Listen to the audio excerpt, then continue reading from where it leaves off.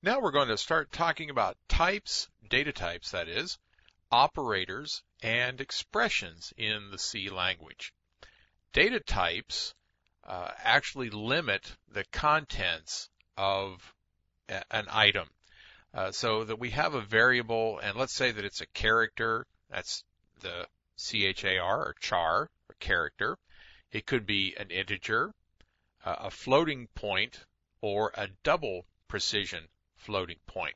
A double is just a larger float with greater precision. And of course, we'll look at all of these in details as we go through this section. You can also have shorts, longs, signed and unsigned. And shorts and longs relate to integers, and that says how many bits there are in the integer and what's the largest and smallest, most negative number that you can have held within that variable value. And of course, an unsigned cannot go negative. It can be 0 or a positive value.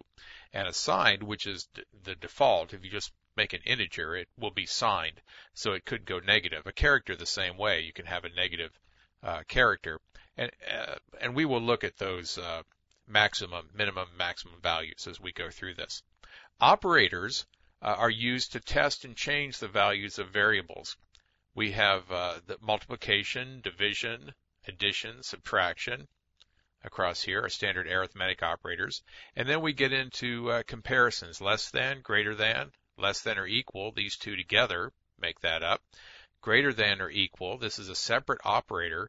That's a single operator, even though it's two characters, just like that one. This is an equality, is one thing equal to another thing. We'll see that later on. And you do not use less than, greater than for not equals. We use something with the exclamation point and an equals sign. That's not equals there, the operator for not equals. So we'll see all these in great detail as we go. And then a C expression is a combination of variables or data types and operators. And we can also have constants. We haven't talked about those yet, but we will. And a constant, of course, is something that you set a value to when you create it or initialize it, and you do not then change the value. You're not allowed to change the value of a constant, or it wouldn't be a constant.